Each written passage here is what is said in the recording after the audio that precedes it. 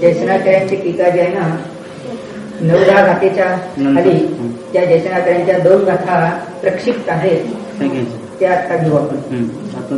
अथगाथायाः अथगाथायाः पूर्वार्धेन भेदरत्नत्रय भावना उत्तरार्धेन अभेदरत्नत्रय भावना च प्रतिपादयति. गाथेच्या पहिल्या ओळीमध्ये पूर्वार्धामध्ये भेदरत्नत्रयाची भावना आणि दुसऱ्या ओळीमध्ये म्हणजे उत्तरार्धामध्ये अभेदरत्नत्रयाची भावना सांगतात. भेदरत्नत्रय म्हणजे विकल्प भूमिका, अभेदरत्नत्रय म्हणजे शुद्ध आत्मानुभूती. तर त्याच्याबद्दल सांगतात. नानम्मी भावना खलु कादव्वा दंसणे चरितेय ते पुनतिन्निर्यादा तम्हा पुनभावनं आरे. सापडलं की नाही? तुमच्यात तो पान सांगा डॉक्टर साहेब. 22.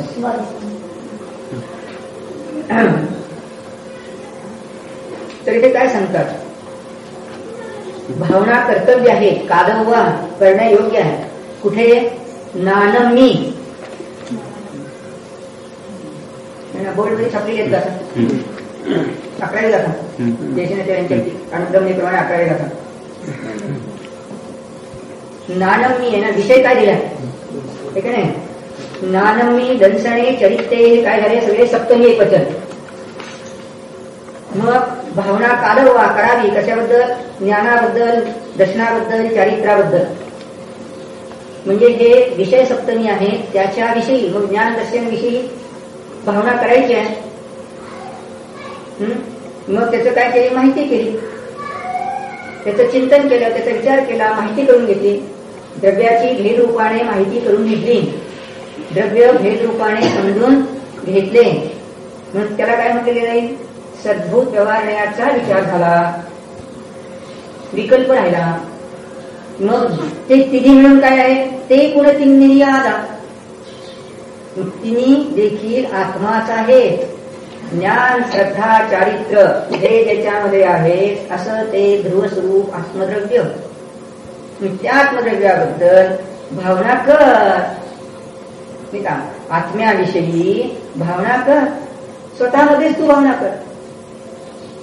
म्हणजे अनुभूती करण्यासाठी प्रेरणा दिली. कारण केवळ ज्ञान, श्रद्धा, गुण आहे एवढं जर भेदरूप चिंतन केले तर तुला काय होईल? विकल्प उठेल की माझ्याजवळ श्रद्धा आहे का? एक जर ज्ञान गुण घेतला तर श्रद्धा आहे का विचार येईल, श्रद्धा गुण घेतला तर चारित्र गुण आहे का विचार येईल, किंवा ज्ञान, श्रद्धा, चारित्र आहेत तिन्हीचा विचार केला तर अस्तित्व गुण आहे त्याचा विचार येईल, किंवा वस्तुत्व गुण आहे त्याचा विचार येईल. म्हणजे विकल्प उठत राहतील आणि मग स्थिरता मिळणार नाही. श्रद्धा, ज्ञान, चारित्र आहे पण आत्मानुभूती आहे का? हा विकल्प उठत राहील. ठीक आहे. आनंद आहे का? हा विकल्प उठत राहील. म्हणजे परिणती होते का? हा विकल्प उठत राहील. जेव्हा अखंड आपण द्रव्य घेऊ तर द्रव्यामध्ये ध्रुवत्व असून परिणमनशीलता आहे. म्हणून माझ्यामध्ये परिणमन होईल किंवा नाही हाही विकल्प उठत राहील. भेद रूपामध्ये विचार असेल तर. आणि जर माहिती असेल अखंड द्रव्याची तर काय जाणार की जेव्हा मी ज्ञानानंद स्वभावी आहे, ज्ञान, दर्शन, श्रद्धा स्वरूप आहे अशा रीतीने अखंडतेचे प्रतीती करता तेव्हा अनुभूती होत असताना त्या ठिकाणी विकल्प राहिले नाही. संपूर्ण अखंड द्रव्य नाही म्हणून प्रतीती अखंडतेची झाली. ते त्यांनी खाली दिलेलं आहे. ठीक आहे. सम्यक दर्शन, ज्ञान, चारित्र, त्रय भावना खलु स्फुटम कर्तव्या भवती. कर्तव्य आहे कशाचे? सम्यक दर्शन, ज्ञान, चारित्र तिन्हींची भावना करणे हे कर्तव्य आहे. शब्द कुठे टाकलाय? कर्तव्य जोडलाय पहा. मूळ वाचेली काय आहे? कादव्वा. कादव्वा म्हणजे कर्तव्य, भावना करण्याचं कर्तव्य आहे. आणि लोक काय करू लागले? या मूळ भावनेला सोडून बाकीचं कर्तव्य समजू लागले. कशाला कर्तव्य मानलं त्याने? फक्त केवळ बाहेरची क्रिया करणं याला कर्तव्य मानलं लागलं. मग त्यात विचार काय झाले? अहो दान दिले, पैसे किती दिले याचा विचार केला है ना, त्याचं कर्तव्य फक्त म्हणाले. ते विकल्पाच्या भूमिकेत तर सहज झालं, पण तेवढं केलं म्हणून काही आत्मानुभव झाला नाही, तेवढं केलं म्हणून काही आनंद मिळाला नाही, तेवढं केलं म्हणून काय चिदानंदाचं स्वरूप समजलं नाही. पण घटना काय घडते, जेव्हा जेव्हा आपण पाहतो की बाबा पैसे दिले, पैसे आणले, अन्न पाणी दिलं, औषध पाणी दिलं, म्हणून काय विचार केला, औषधाचा स्पर्श रसगंध वर्णाबद्दल विचार केला. कपडे दिले आपण त्याला, घर दिलं राहिला, तरी या जरी गोष्टी आपण दिल्या तरी त्या ठिकाणी आत्म्याबद्दल कोणता विचार केला, आत्म्याबद्दल कोणताही विचार झाला नाही. आत्म्याबद्दल जर विचार झाला असता तर विषय कोणता आला असता बुद्धिपूर्वक आपल्याला, श्रद्धा ज्ञान चैत्र गुणाचा, आणि तो तर नाही. म्हणून सांगू की स्पष्ट शब्दात येशू ख्रिस्ताने काय केलं सांगितलं, मदत फक्त करा. बुद्धीनं धर्मात मदत करायला नको सांगितले, विकल्पाच्या भूमिकेत ती बरोबर करायला सांगितलं. अरे अशुभ भाव काय करायला सांगितले का, शुद्ध भाव करायला पहिल्यांदा प्रेरणा दिली. विकल्पाच्या भूमिकेत काय अशुभ करायला असं कोणी सांगितलंय. सहजच विकल्पाच्या भूमिकेत शिवभाव झाले, म्हणजे इथे सगळं आहे. मग शुभभाव होत असताना, सहजच शुद्धोपयोगातून खाली उतरत असताना शुभच येतात, अशुभ येत नाही एकदम. ते फक्त लक्षात घ्या. शुद्ध भाव जर झाले, एक अंतर्मुहूर्त झाला, त्याच्यानंतर काय होईल, शुभच होईल, एकदम अशुभ होतच नाही. मग शुभाच्या वेळेला सहजच काय झाले, चिंतन जसं भेदरूप झाले तसे भेदची माहिती झाली की नाही, भेद रूपानं दर्जाची माहिती झाली. तसेच इतरांच्या बद्दल वात्सल्य भाव, प्रीती भाव, प्रभावना भाव, प्रेमळ भाव हे व्यवहारात सहज आहे. परंतु होऊ काय जनतेचं लागलाय की प्रभावना करा, बाहेरची प्रभावना करा, एवढ्यावरच व्रत होऊ लागले. बाहेर दानादी करा, एवढ्यावरच व्रत होऊ लागले. आणि निर्णय काय करू लागले की आम्हाला काही ही समाधी होणार नाही, आम्ही गृहस्थी आहोत, असा विचार करू लागले. ही चूक झाली. म्हणजे शुद्ध भाव करणार नाही असा निर्णय केला. मग थोडा वेळ शुभ झाल्यानंतर थोड्या वेळाने काय होणार, अशुभच होणार. फार महत्वाच्या गोष्टी आहेत या सगळ्या. एक अंतर्मुहूर्तच अशुभ भाव, एक अंतर्मुहूर्त शुभ भाव होतो, जास्त वेळ राहत नाही. अशुभ जरी करायचं म्हटलंय तरी अशुभही झाला किती, एक अंतर्मुहूर्तच, शुभही झाला एक अंतर्मुहूर्तच. आणि शुद्ध भाव तर करायला नकारच दिला. मग हा काय करणार आहे, थोड्या वेळाने पुन्हा अशुभच. ही अशी गाडी चालते त्याची, थोड्या वेळाने पुन्हा शुभ. हिरवं दाखवलं आहे शुभासाठी ना, आणि लाल दाखवलं आहे अशुभासाठी. मग बघा शुद्धाला तर नकार देता, परातच विचार आहे, कुठे एक विचार आहे दुसऱ्याचा, म्हणतो कुठे स्वतःचा विचार आहे. अशुभामध्येही परकीयच वस्तूचा विचार आहे आणि शुभाच्या वेळी परकीयच वस्तूचा विचार आहे. मग हाच खेळ चालत राहतो. पण जो जीव पूर्वी समजा अशुभ करीत होता, अशुभ करीत होता आणि त्याने थोडा वेळ जर काही माहिती ऐकून घेतली तर शुभ भाव झाले लगेच. आणि मग जर आता तत्वचिंतन केले तर लगेच शुद्ध भाव झाले की, ध्रुवाचं चिंतन केले शुद्ध भाव झाले. भलेही त्याचे थोडा वेळ शुभ झाला, पण याच्यानंतर जेव्हा विकल्पात गेला तर काय होईल, शुद्धातून एकदम शुभातच जाईल, अशुभात जात नाही. पण या वेळेला शुद्ध भाव झाल्यामुळे श्रद्धा बदलली, ती सतत राहिली आणि इथे मिथ्या श्रद्धा राहिली सतत. मग या श्रद्धेचं परिवर्तनाला कारण काय, ध्रुव शुद्ध भावाचं चिंतन. दुसरा मार्ग नाही, वेगळा मार्गच नाही. पूर्वीचे आचार्य काढा, नाहीतर अलीकडची संसार महाराज काढा, त्यांचा उपदेश हेच आहे, आत्मचिंतन करा. आणि आत्मचिंतनाने सम्यकदर्शन होते. आत्मचिंतन ही ज्ञानाची पर्याय, त्याच्या वेळेस सम्यकदर्शन झाली, इतर वेळ नाही. विकल्पाच्या भूमिकेत जेव्हा गेला तेव्हा शुभ भाव झाले, मग आत्मानुभव झाल्यामुळे सम्यकदर्शन झालं, ते सतत राहिलं. मग विकल्पाच्या भूमिकेत शुभातून पुन्हा अशुभात गेला, मग अशुभातून एकदम शुद्धात जात नाही. अशुभातून काय होईल, पुन्हा शुभ होईल, नंतर स्वभावाचं चिंतन तर ध्रुव शुद्ध भाव होईल, तो पुन्हा शुभ भाव झाले. श्रद्धा तशीच राहील. म्हणजे श्रद्धेची शुद्ध परिणती सतत राहत गेली. पण या मिथ्या दृष्टी जेव्हा त्यांचा निर्णयच काय केला, आम्ही स्वतःच काही चिंतन करणार नाही, फक्त काय मदत करा. मग मदत थोडा वेळ केली शुभ भावाची, तर दुसऱ्या वेळेला काय झाले, अशुभ भावच झाले. जेव्हा जेव्हा तुम्ही जाऊन विचारून घ्या, खरंच मुलाखत घ्यावी, खरी जिज्ञासा असेल तर घ्यावी त्या मदर टेरेसाची आहे ना. ती तर सगळ्या जगाला म्हणते असं करा, तसं करा, तमू करा. मग कुठं आहे त्याच्या, ठीक आहे नाही, त्याला त्रास होतो आहे आणि मदत करा. मग थोड्या वेळ शुभ तर पुढच्या शुद्ध भावाचं कुठे विचारायचे जवळ. जडगुण पर्याय माहितीच का मदर टेरेसाला? जडगुण पर्याय माहिती काय तरी दिसतात माहिती नाही. मग श्वेतांबराने काय केलं, फक्त शुभभाव करा म्हणून सांगितलं. दिगंबरांच्या जवळ हा एक आहे, ती शुद्ध भाव करताय, पण शुद्ध आणि संवेदर्शन होत आहे. श्वेतांबरांच्यात काही नाही, ते म्हणतात शुभालाच सगळं झालं.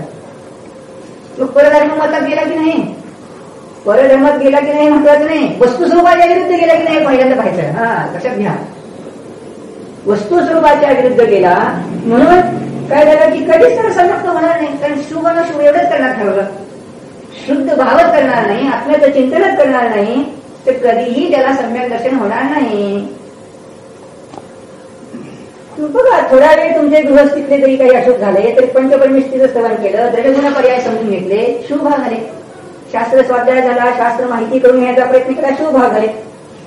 मग हा जर शुभ भाव झाला त्याच्यानंतर लगेच तुम्हाला चिंतन करता की नाही, मी ज्ञान स्वभावी आत्मा म्हणून त्यांनी सांगितलं की तिन्ही आला, तिन्ही काय आला. मग ते काय करा, आदे भावनम गुण, आत्म्याविषयी भावना कर. काय सांगतात, सुंदर सांगतात. पुन्हा तिन्ही अपि निश्चयेन आत्मा एव, श्रद्धा ज्ञान चारित्र म्हणजेच काय आत्मा. यतः कारणात तस्मात गुरु भावना शुद्धात्मनी, मग भावना करा शुद्धात्म्या विषयी. सप्तमी जी आहे ते शुद्धात्म्याविषयी, कोणाबद्दल मराठी म्हणतो नाही पण कोणाविषयी चिंतन करा, कोणाबद्दल विचार करा. बद्दल म्हणजे काय सप्तमी, तर इथे शुद्धात्मने, शुद्धात्मा कोणता, त्रिकालवर्ती शाश्वत शुद्ध, पर्याय शुद्धतेचा नाही विचार, त्रिकालवर्ती शाश्वत शुद्ध स्वभावाचा विचार करा. म्हणजे काय होईल, पर्याय त्रिघात निघून चालले. दुसरं काही खाली सुद्धा पहा काय गेलं, त्याच्या पुढची जी गाथा आहे, अथ भेदाभेद रत्नत्रय भावना फलम दर्शयती. मग जर अशी तुम्ही त्रयगुण पर्यायाची माहिती करून घेतली आणि पुन्हा अभेद रत्नत्रय म्हणजे अनुभूती घेतली तर याचं फळ काय हे दाखवतात. थोडक्यात दिलं. जो आद भावन विनम नित्योदितो मी समाचरदी, सो सौव दुःख मुखम पावल्यचरेण कालेन.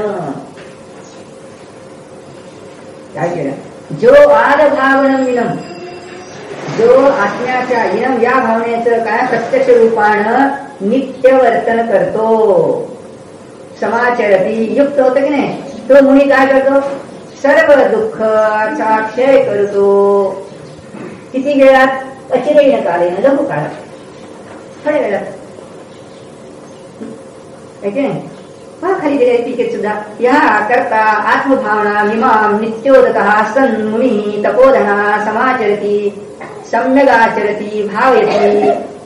जो मुनी या भावनेला करतो, कसा नित्य उद्योग असणारा तपोधन या भावनेला करतो, त्याचं आचरण करतो, भावना करतो, अनुभवतो, भावयती भावना करतो, अनुभवतो. सहा तो सर्व दुःख मोक्षम प्राप्नोती अचिरेण स्तो कालेनेती अर्थः. मग तो काय करतो, सर्व दुःखापासून रहित होतो, मोक्षाला जातो थोड्याच वेळात. स्तोक थोड्या वेळात, अल्पकाळात. वस्त्र कसं असतं, वस्त्र असेल तर गृहस्थ आपण चर्चा करणार होतं का, आहे ना. मग कोणी म्हणतील महाराज दिगंबर मुनींचे सांगितलंय आम्ही गृहस्थी आहे, ठीक आहे. स्तोक काळाचा अर्थ काय, जास्तीत जास्त किती काळ, तर अर्धभूतगल पडावं, ठीक आहे. जास्तीत जास्त अर्धभूतगल पडावं, कमीत कमी कंतर म्हणून. तर इथे जेव्हा काय म्हणतील की बाबा मुलींसाठी लिहिलंय, मुनींनीच त्याची भावना करावी. अरे बाबांनो, मुनी हे मोठं उदाहरण आहे, मुनी हे मोठं उदाहरण आहे. पण गृहस्थीला करू नये असं कोणी सांगितलं. मुनी जर ते करतात तर मोठा नंदन जर करतो तर छोट्या नंदनने तेच करायचं. जो गृहस्थी आहे त्यांनी स्वभावाचं चिंतन करायचं, आत्म्याच्या भावनेमध्ये नित्य उपयुक्त राहायचं. मग कसा आहे आत्मा, इनम आहे ना, हा प्रत्यक्ष असणारा आत्मा प्रत्यक्ष ज्ञानाने जाणायचा आणि जाणता येतो. केवळ मुनीलाच जाणता येतो असं आहे का? गृहीत धरा, समजा, ज्याला आपण इंग्रजीत असम्पशन म्हणतो, गृहीत धरा की मुनीलाच फक्त हा आत्मानुभव करता येईल. आत्मानुभूतीचा विषय कोणता? पारिणामिक भाव स्वरूप आत्मा. मग असं जर मानले तर घोटाळा काय होईल की तुम्हाला पारिणामिक भाव स्वरूप द्रव्य कळणार नाही. गृहस्थी आहात, फक्त तुम्हाला काय कळतं? पर्याय भाव करतात, अवदैक भाव करतील, उपशम भाव करतील, क्षेत्रक्षम भाव करतील, क्षयिक भाव करतील, परंतु पारिणामिक भाव करणार नाही. मग तुम्ही तथागत मतात गेला की नाही? बौद्ध मतात गेला की नाही तुम्ही? गृहस्थीना जर फक्त पर्याय भाव करतो तर त्यांना ध्रुव भाव कळत नाही. आणि असं सिद्ध असं आहे का? विचार करा की लोकव्यवहारात पहा की आपण त्या दिवशी वाचलंय की 3 जण होते. एक पिताजी, एक त्यांची कन्या आणि एक मुलगा. मग मुलाने काय केलं? घरातला घट होता तो सोनाराला देऊन सांगितले की याचा मुकुट बनवून दे. मग मुकुट तयार होतो पाहून मुलगा तर हसतो, हर्ष मानतो, आणि घटाचा वेळ पाहून मुलगी रडते. आणि पिताजी, वस्तू तीच आहे की नाही? वस्तू तीच आहे, तर त्या वस्तूला ते सोनं रूपानं जड रूपानं पाहतात, मध्यस्थ होतो. पर्याय तेथे नाही काय? मुकुटाची पर्याय तेथेच आहे, घटाच्या पर्यायाचा वय त्याच वेळेला बरं, आणि ध्रुवरूप सोनं ही त्याच वेळेला. मग तिघांनी 3 अंशाकडे दृष्टी टाकली की नाही? एकाने ध्रुव दृष्टीने पाहिलं, शांत राहिला. पर्याय दृष्टीने पाहिलं तर हर्ष विषाद झाले, मूळ सिद्धी दिली. मग ही लोकव्यवहारात आहे. वस्तू 3 अंश आहेत, म्हणजे पारिणामिक भाव आता तुमच्याजवळ आहे की नाही? गृहस्थीजवळ आहे. तोच तो मुलगा, तोच तो जीव. आपण जाणतो की जो 10 वर्षापूर्वी पाहिला तोच हा जीव, वेगळा नाही. म्हणजे जीवत्व पाहिले की नाही त्याचं? मग अनादि अनंत काळात राहणारा तो जीव जाणता येत आहे. कुठे बिघडले बाबांनो? जाणता तर येत आहे. म्हणजे प्रत्यक्ष गतितीच्या विरुद्ध विचार केला की पारिणामिक भावाची प्रतीती होत असताना देखील होत नाही असा निर्णय केला आणि वस्तू स्वरूपाच्या विरुद्ध चिंतन केलं. पण 4 पंचेंद्रियात पर्याप्ती पूर्ण होऊन गेल्या. आता हे ना 8 वर्षाला केवळ ज्ञानी होत आहे, मोक्षी होत, इतकी ताकद आहे. मग सम्यक दर्शनी होत आहे, सम्यक ज्ञान, सम्यक चरित्र होत आहे. तर या वेळेला स्थिर होण्यापूर्वी कमीत कमी थोडा एक अंतर म्हणतो ते अगोदर उपदेश ऐकावा लागेल. गर्भात आल्यापासून 8 वर्ष, म्हणजे 9 महिने गर्भात गेले तरी इकडे 6-7 वर्षाचं बाळाला आत्मानुभव होत आहे, जरी अनादी इच्छा दृष्टी आहे तरी. इतकी ताकद आहे. मग आता आपली काय राहिली का 6-7 वर्षे सगळ्यांची? आहे की नाही? राहिली काय 7 वर्षे? आता 7 वर्षाची कितीतरी आपण पुढे गेलो की नाही? म्हणजे आपल्याला करायला काय हरकत नाही, हे शिकायचं. केवळ शास्त्र पठन नाही, शास्त्र पठन लघु करून जीवनात उतरून पाहायचं, उपयोग करून पाहायचा. म्हणजे निर्णय केला पाहिजे की मला करता येतं, मला जाणता येतं. कारण जर आम्ही पुतगलाला जाणतो की हे काळा आहे, पर्याय रूपाने जाणतो तर रंगीत आहे म्हणून जाणतो. हे निळा आहे, पर्याय रूपाने जाणतो तर रंगीत आहे म्हणून जाणतो. नाही, पारिणामिक भावाकडून जाणतो. मग जसे पुतगलालाही जाणतो आम्ही पारिणामिक भावाकडून, तसं जीवद्रव्याला देखील पारिणामिक भावाकडून जाणतो. बाधा येत नाही. पर्याय भावनेचं फळ काय मिळालं? आकुलता. कधी अशुभाव, कधी शुभभाव. पण ध्रुव भावनेचं फळ काय मिळालं? मध्यस्थ भाव, शांत चित्त राहिलं. एवढ्या महाराजांनी, एवढ्या आचार्यांनी, सगळ्या गुरूंनी आपल्याला कळकळीने सांगितलेलं आहे की बाबांनो हे करा. मग येथे मुनी सांगितलं तर आहे, सहज सांगितलं मुनीचं एक उदाहरण की मुनी असं करतात. मग मुनी असे करतात तर काय करायचंय? जर मोक्ष मार्गस्थ बनावायचं असेल तर गृहस्थीने काय करा? हेच करा. आत्मानुभव टाकायचा असेल, खरा आनंद टाकायचा असेल तर ध्रुवाचं चिंतन करा, वेगळा मार्ग नाही, हे त्यांना सांगायचं. त्याच्याबरोबर व्यवहार भाव येईल का? तर तपाचं होऊन येईल. व्यवहार सहज होऊन गेला. गुणभेद समजून येत नाही. गुणभेद समजणं याला व्यवहार नाही म्हटलं. बहिरंग क्रियाही उपचाराने व्यवहार म्हटला, व्यवहार नाही म्हटला. पण ते काही गुणभेद आहेत का आपले? पिंची हलवणे आपले गुणभेद आहेत? नाही. आपला गुण कोणता? ज्ञान, श्रद्धा, आनंद गुण.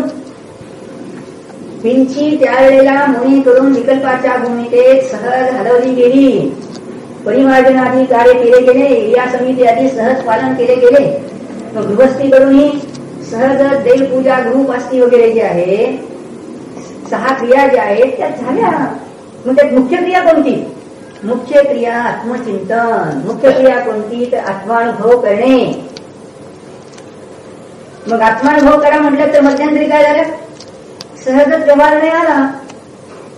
तर आत्म्याचा अनुभव करायचा, ज्याचा अनुभव करायचा त्याचा है ना, त्या विषयाची माहिती करून घेत असताना गुणभेद रूपानं सहजच भेद आला. व्यवहार नाही जाणला.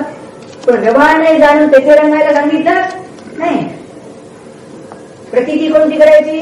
निज ध्रुव स्वरूपानं, अभेद रूपानं प्रत्यक्ष करा. आणि करता येते. अहो, येथून तुम्ही बाहेर पडला आणि मग विचारलं कोणी की हॉल कसा काय हो सरस्वती भवनचा, तर काय सांगितलं? रंगीत आहे. काय सांगितलं त्याला? हॉल कसा आहे? सरस्वती भवन रंगीत आहे. मग काय सांगितलं? निळा सांगितलं, लाल सांगितलं, पांढरं सांगितलं, काय फक्त सांगितलं? रंगीत आहे. सामान्यकडून जाणलं आणि विचारही केलं नाही. जाणलं नसताना तुम्हीच आपलं बरोबर टाकाय ना. जसं या ठिकाणी जाणलं रंगीत आहे, सामान्य रूपाने जाणलं, तसं वक्तव्य करता आलं. मग त्याला जर जाणता येतं या सरस्वती भुवनला सामान्य भावाकडून, तर निज आत्म्याला जाणता येते सामान्य भावाकडून की मी श्रद्धा, ज्ञान, चरित्रवाला, अस्तित्ववाला, वस्तुत्वाला, द्रव्यत्ववाला, प्रमेयत्ववाला, प्रदेशत्ववाला, अगुणगुणवाला आहे. मग सत्स्वरूप आहे, अनादिअनंत विद्यमान आहे. या सत्स्वरूपाचं जर चिंतन केले तर आत्ताच्या दैनंदिन जीवनात काळजी संपली. जसं त्या पिताजीने द्रव्यरूपानं पाहिलं सोडणं, तर काय झालं? माध्यस्थ भाव राहिला. हर्षाचा अतिरेकी झाला नाही आणि दुःखाचा अतिरेक झाला नाही, माध्यस्थ समभाव राहिला. तसं येथे जीव जेव्हा या ध्रुव स्वरूपाकडे जाणतो तेव्हा त्याच्याजवळ माध्यस्थ भाव सहज आला. काळजी संपते.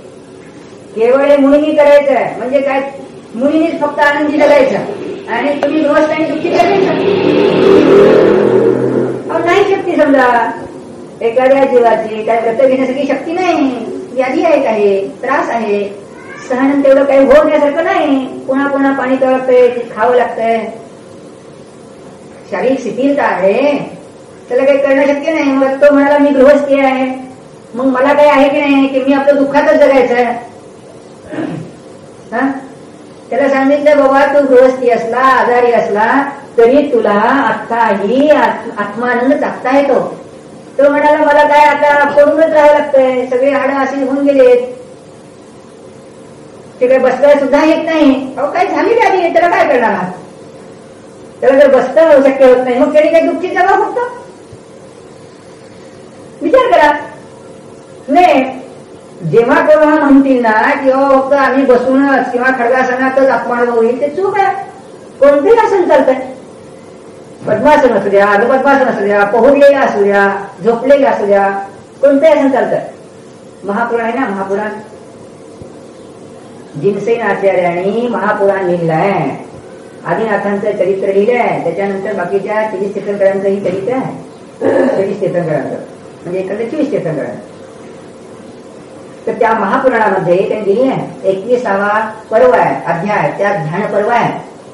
आणि त्या ध्यान पर्वामध्ये श्लोक आहे की बसून केलं तर चालतंय, उभा राहून केलं चालतंय, झोपून केलं तरी चालतंय. किती सोपं दिलं काम हे ना. आधारी ग्रंथाचं आहे, युक्तीने शोधा. असं रस्त्याने जायचं, जरा असं कट्ट्यावर जरा पडायचं असं आडवं, आणि दुसरा एक मित्र आहे किंवा मनुष्य आहे त्याला पडल्या एक शिवी देऊन बघायची. हा भ्रमच करायचं ते सगळा, शिवी देऊन बघायचे. काय करेल? अशुभ भाव होतील की नाही होणार पडल्या म्हणून? नाही, त्याला सांगायचं, महाराज आला ना त्याला सांगायचं मी खडगासनात शिवी दिली तर मला पाप लागायचं, नाही तर मला काय पाप लागावं? कारण तुम्ही आसन ठरवलंय, आसनात तरी मी बसू शकत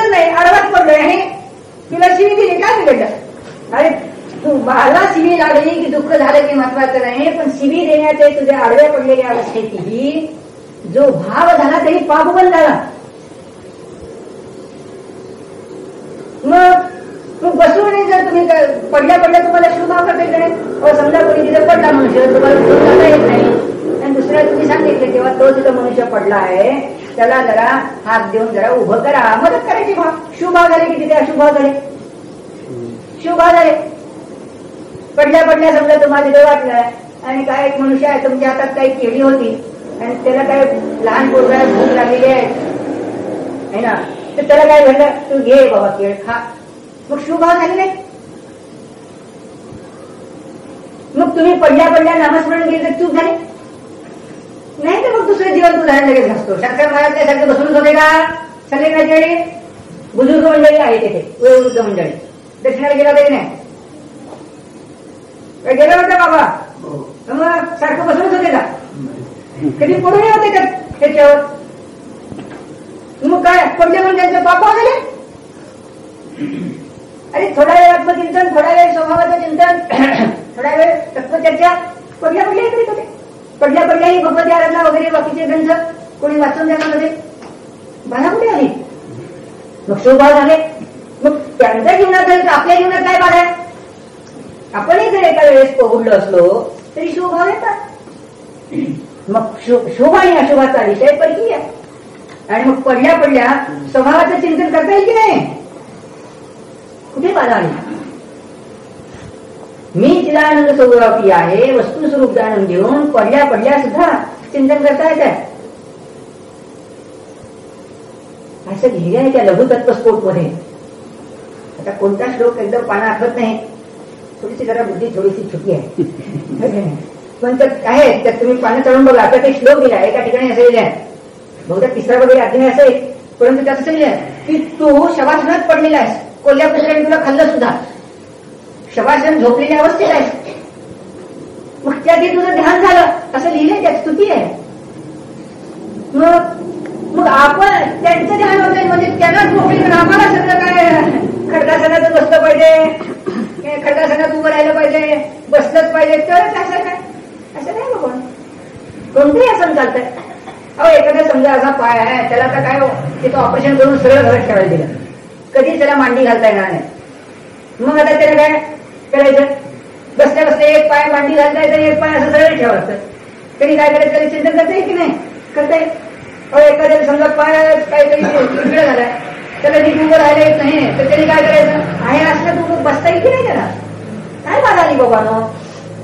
बरं पॅरेसिस झालेली असतात की माणसं काही, ठीक आहे, पोलिओ वगैरे झाला, पायाचं काय झालं, प्रकार झाला, तर त्याला काय उभं राहिलं म्हणून तरी ज्या आसनात करता येईल त्याला करता येत आहे. कुठे बाधा आहे? कारण विचार करायचा आहे ज्ञानाने, है ना. म्हणजे किती अनुभूती सोपी झाली बाबांनो. चालताना, बोलताना, हिंडता, फिरता, खाता, पिता सगळी अनुभूती सोपी झाली. तुम्ही म्हणाला असं कसं खाता इकडे खायला वेळ अनुभव घ्यायला काय? उलट करीत करा जरा, थोडा वेळ अध्यात्म बाजू ठेवू द्या, घरातला उद्योग करा. खाता दुकानचा फोन आला मार्केट यार्ड मधनं, काल आपण जी ज्वारी खरेदी केलेली आहे ते गिराईक म्हणताय 5 पैशांनी कमी देता का? मी त्याला सांगितलं देत नाही, है ना. मग तो म्हणतो दुसरीकडे घेतो, त्याला एकदम पाहिजे 500 पोती सगळी. काय करायचं, है ना. मार्केट तर असं काय झालंय, तिथं तर जेवायला लागलाय, लाडू पुरी भजी सगळे चाललंय, पक्वान जे आवडीचं आहे ते सगळं बनवलंय, सगळं खायला तर लागलंय, तोंडाती आहे, पोटाती गेलंय, जिभेवर फिरायला लागले. आणि तेवढ्यात त्यांनी सांगितलं काय करायचं म्हणून. फोन करण्याची लागला, आला, ऐकू आलं, झालं, सगळं समजलं. तिकडे तर जेवणाची क्रिया चालू आहे. तेवढ्यात ते ताटच साराचा विचार करतात, घरात त्यांनी सांगितलं तसं नको, है ना. आता बसलाच आहात जेव्हा 5 मिनिटात त्याला सांगा 5 मिनिटात येते म्हणून. काय सांगितलं लोक तिकडे 5 मिनिटात येते, हे इथे चाललंय. मग विचार काय चालू आहे? पाऊस तर असा आहे, मार्केट तर असं आहे, शेतातली ज्वारी तर अशी आहे, बाजारात गिराईक इतकंच आहे, आणि मग 5 पैसे कमी काय 5 जादा घेतले तरी चांगल्यासारखं आहे. 500 काय 1000 जरी घ्यायला असले तरी 5 वाढवूनच सांगावेत. म्हणजे कमी करणं तर राहिलं पण आहे एवढ्यात घेतलं नाही तर थोड्या वेळाने आला तर उत्तर काय असा विचार चालू आहे झाला. म्हणजे इकडे खाण्याचं काम चालू आहे, पोटात ढकलायचं काम चालू आहे. विचार कोणता चालू आहे? ज्वारीचा. तोंडात लाडू आहे की नाही, भजी आहे की नाही.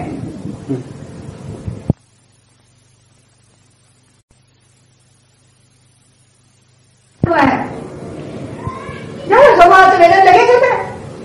मीच म्हणतो असं नाही. योगसार प्राकृत असेल तर काढून बघा तुम्ही अमित टक्के आचार्यांचं, त्यात स्पष्टपणे दिलं. अनुभव होतो. समाधीच म्हणजे खात असून देखील खात नाही, पीत असून देखील पीत नाही, बघत असून देखील बघत नाही, बोलत असून देखील बोलत नाही. मग कुठे आहे असं चाललं तरी चटकन आत लक्षात येतं. होऊ शकते का काय बघा आहे. आणि म्हणून भगवान म्हणतात बाबांनो, अनुभूतीसाठी तुम्ही उगीच वेडेवाकडे काही विचार करू नका, चिंतन करायला वेडेवाकडे करू नका. चिंतन करा, अनुभव सहज होतो. मग याची जर दृढता जास्त वाढली तर मात्र हे सांगतात की मग मात्र गृहस्थी अवस्था राहतच नाही आणि केवळ ज्ञान होईल, मोक्ष होईल तो मुनीच अवस्थेत होईल, गृहस्थीच्या सवस्त्र अवस्थेत होणार नाही. म्हणून इथे मुनी शब्द टाकला. कारण पुढची जी अवस्था येईल ती कुठून होईल? श्रेणी आरूढी मांडली जाईल, 7व्या गुणस्थानातली जी अनुभूती होईल ती मुनीच्या अवस्थेतच होईल. गृहस्थीच्या अवस्थेत, अगती अवस्थेत 4व्या गुणस्थानासारखी. पण सर्व दोघांची अनुभूती ती सारखी.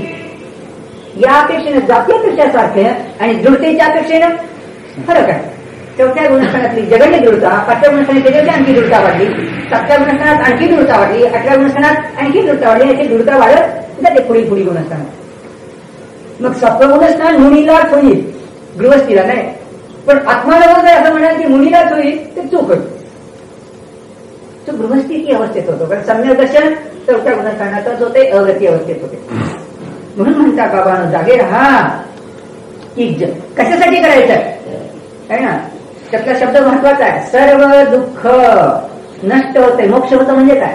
सर्व दुःखाचा क्षय होतो, सर्व दुःखातून मुक्त होतो. मग मुनी जसे सर्व दुःखातून मुक्त होतात तसे जेव्हा या ध्रुवाचं वेदन करतात तेव्हा बुद्धिपूर्वक ध्रुवाबद्दलच विचार आहे. म्हणून जे शुभाशुभा प्रकारचं दुःख होतं त्या दुःखातून रहित ना त्यावेळी बुद्धिपूर्वक. हा काय गंमत आहे, केवढी सोपी कला दिली आहे. यातही असं दिलंय, प्रवचन सारमध्ये असं दिलेलं आहे की शुभ आणि अशुभ तरी होतात, अन्येषु पराकडे जर विचार केला तर. आणि परिणाम नंदगतो, त्या पराकडे गेले म्हणजे निज ध्रुवाकडे राहिला तर दुःख क्षय कारणम समय, दुःखाचा क्षय होण्याचा समय, त्या समयात दुःखाचा क्षय होतो. ग्रंथातली ही नाही वेगळी तीच, वेगळी नाही. ज्या समयात स्वभावाचं केलं तेव्हा बुद्धिपूर्वक मी चिदानंद भगवान आहे. कोणाला आपण शिवी दिली का, निंदा केली का, कोणाची निंदा केली नाही, म्हणजे अशुभ भाव झाले नाही त्यावेळेला. त्यावेळेला कोणाला स्तुती केली का, चांगलं वाईट म्हटलं नाही, शुभाशुभ झालेच नाही. मग शुद्ध भाव झाले आणि शुद्ध भावाचं फळ काय? शांत चित्त, आनंदी चित्त राहतं. भलेही शरीराला व्याधी असेल, भलेही शरीरात ताप आला असेल, परंतु त्याच्या पूर्वक्षणात जरी तो ओरडला असेल की चुकताय हो, पण त्याच्या पुढच्या क्षणात अरंदाचं नाव घेणं, लगेच ध्रुवाचा विचार केला तर त्या क्षणात क्षणभर वेदन केलं आनंदाचं. कारण स्वभाव आनंदी. मग जाणीवेत काय येईल? आनंदी. रंगीत खोली आहे तर जाणीवेत काय येईल? रंगीत खोली. तिकडे लक्ष येतात. मग स्वभाव जर आनंद गुणवाला आहे, शाश्वत आनंद गुणवाला आहे तर जाणीवेत काय येईल? मी आनंद स्वभावी आत्मा आहे. शांत राहिलं चित्त. तिथे काय चिंतन केलं? मी सत स्वभावी आहे ना. सत हा गुण आहे, अस्तित्व हा गुण आहे, मी सत्रूप आहे.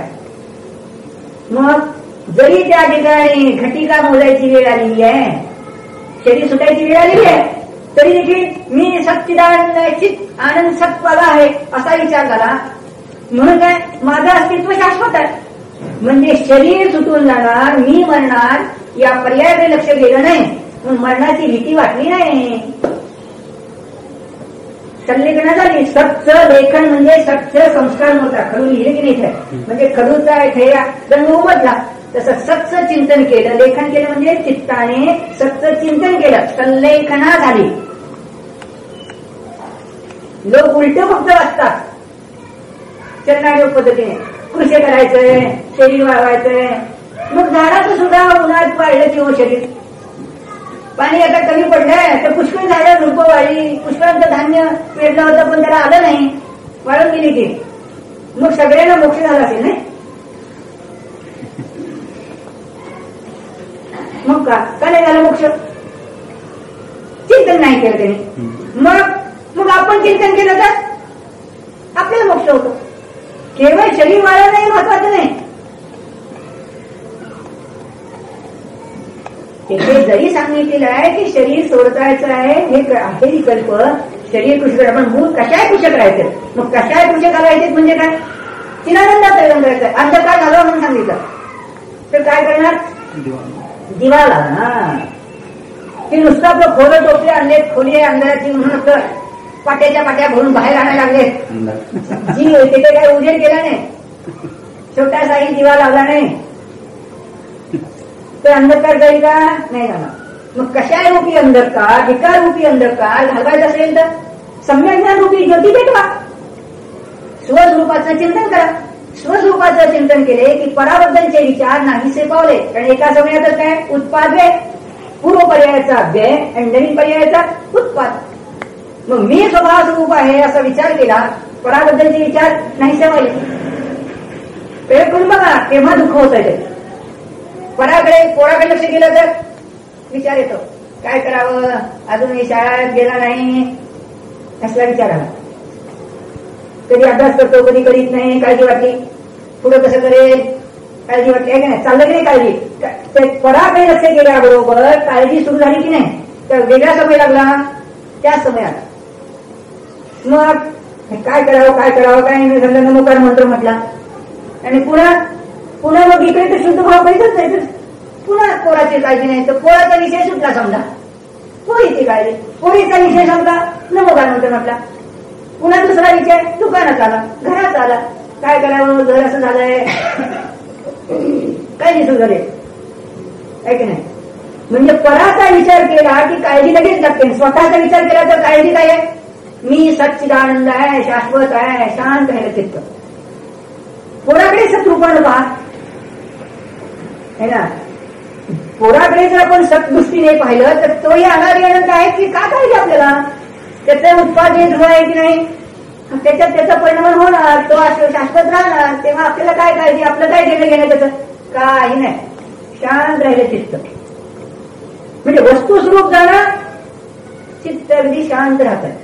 पण वस्तुस्वरूप जाणलं नाही आणि पराकडे असे गेले की काळजी वाटते. म्हणजे मुनीच केवळ आनंदी जगावेत असं नाही, गृहस्थीही आनंदी जगायचं आहे. सगळी चर्चा इथे आहे. म्हणून पहिल्या रात्रीत पुढे सांगितलंय मुनी, काय लिहिलंय? काहीच दिलं नाही. कारण त्याच्या अगोदरच्या रात्रीत काय केलं? ज्ञानाची, दर्शनाची, चरित्राची भावना करा. ते तिन्ही म्हणजे काय आहेत? आत्मा आहे. आत्म्याविषयी चिंतन करा. मग आत्म्याविषयी चिंतन केलं तर, जर मुनी चिंतन केलं तर काळजी नाहीशी होते, दुःख नाहीसे होते, चिंता नाहीशी होते. आणि गृहस्थांनी चिंतन केलं तर दुःख येईल का जगात? दुःख कसं येईल? ध्रुवाचं जर चिंतन केलं तर ध्रुवात काय आहे? ज्ञान आनंद गुण आहेत. आनंद गुण कसा आहे? शाश्वत. ज्ञान गुण कसा आहे? शाश्वत. द्रव्य कसं आहे? शाश्वत. मग आनंद शाश्वत तर काय म्हणा, मी ज्ञानानंद स्वभावी शाश्वत आहे. म्हणजे क्षणिक त्याचा कुठे विचार आहे? अक्षय आनंद भोगला. हा, इतकं सोपं आहे हो. महाराज एवढं सांगता पण पटतच नाही. इतकं सोपं असतं तर मग सगळी गल्ली बोळाची माणसं तर करीत नाहीत. त्याला कळत नाही, करत नाही. उत्तर हे कळत नाही, करत नाही. की नाही. वास्तविक काखेला कळसा, गावाला कळसा असाच प्रकार आहे. आत्मा जवळच आहे, आनंद जवळच आहे, वैभव जवळच आहे. पण जीवाने जवळच गाठवला आहे याची ओळख नाही, म्हणून तो या दारोदार भटकतो आहे. तिथे असेल, तिथे असेल, तिथे असेल, तिथे असेल, तिथे असेल, बाहेर शोधतात. आपण जेथे नाही तिथे शोधतो, मिळणार असेल. आहे तिथे शोधा. वस्तू तर ज्ञान आनंदमय आहे आणि त्याचं चिंतन करा. आहेच वस्तू, फक्त विचारात घ्या. विचारात घेते की अनुभव हीच खात्री आहे, वेळ नाही लागत. प्रयोग करून बघा. मुलगा नातूचा आहे ना, नातूचा मुलगा म्हणजे पंतू समजा मांडीवर घेऊन बसला, आपण खेळवतो आहोत त्याला. आणि मग विचारा करायचा विचार करून त्याचं कसं होईल. आता तर माझे जायचे दिवस आले, याची हाऊस मौज कोण करणार, काळजी जरा वाटायला लागली. याच्यासाठी बंगला, याच्यासाठी गाडी, अमुक तमुक व्यवस्था सगळी कसं काय करणार, असा एक विचार आला तर काळजी वाटली. आणि त्यावेळेस थोडासा विचार करा की मी ज्ञान आनंद स्वभावी आहे. काय काळजी वाटते. भले मुलगा मांडीवर बसलेला आहे, खेळवतो आहोत, मांडी हलतेही आहे, पण चित्तामध्ये मी ज्ञानानंद स्वभावी आत्मा आहे, माझं शाश्वत स्वरूप आहे, माझा पराशी कोणाशीही कसलाही संबंध नाही. हा विचार केल्याबरोबर कुठे काळजी राहिली. पण चिंता रोखली गेली, रोकावी लागली नाही. काळजी नाहीशी झाली, नाहीशी करावी लागत नाही. स्वरूपाचा अनुभव घ्या, चिंतन करा, एकाकार मी आहे याचा विचार करा. परापासूनचं भिन्नत्व आहे, कुठली काळजी चालली नाही, चिंता नाही चालली. हे असं आहे. इच्छेचा निरोध करायचा म्हणजे अवघड नाही बाबांनो. इकडे ध्रुवाचं चिंतन करा. इच्छा निरोध झाल्या, मूर्छा निघून गेली. इच्छा म्हणजेच मूर्छा, मूर्छा म्हणजेच मोह, आकुलता केव्हा गेले. ध्रुव जर आपला ज्ञान आनंद स्वभावी येतेच आहे, इथून आपण सोडून समजा गेलो स्वर्गात, तर आपल्याजवळ ध्रुव येणार की नाही. येणार. नरकात गेलो तरी येणार, निगोदात गेलो तरी येणार, आहे की नाही. स्वर्गात गेलो तरी येणार, मोक्षाला गेलो तरी येणार, पुन्हा मनुष्य झालो तरी येणार. कोणत्याही अवस्थेत असू द्या. इथून समजा मनुष्यातच गेलो तरी काय असणार, काय असणार नाही. ध्रुव आहे. मग मोक्षाला गेलो तर पुन्हा येणारच नाही खाली.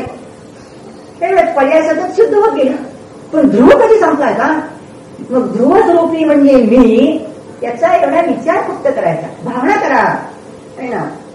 म्हणून म्हणाले हा भाव सतत आहे, प्रत्यक्ष जाणा. प्रथमतः उपदेशाच्या नंतर परोक्ष जाणलं आणि तशी प्रतीती करून बघा. आहेच की ते जाणणारी शक्ती नाही. नाही तर गप्प बसून त्यावेळेस थोडं बघावं की जाणतो की नाही आपण. तर जाणीव येतच की आपण जाणतो काही ना काही. मग जो जाणणार आहे तो मी, आणि जी जाणणारी शक्ती आहे ती शाश्वत आहे, आणि मी असा शाश्वत ज्ञान स्वभावी आहे. पराचे माझा काही संबंध नाही. असं जर चिंतन केलं तर दैनंदिन जीवनात काळजी संपली, आकुलता संपलं, दुःख संपलं. बस हा तर मार्ग आहे, त्याशिवाय दुसरा काय मार्ग आहे. मग जो जीव दैनंदिन जीवनात आनंद भोगतो, आत्ता आनंद भोगतो, तो भावी काळातही सहज भोगतो. ठीक आहे. 11व्या व्याख्यानंतर ओम नमः.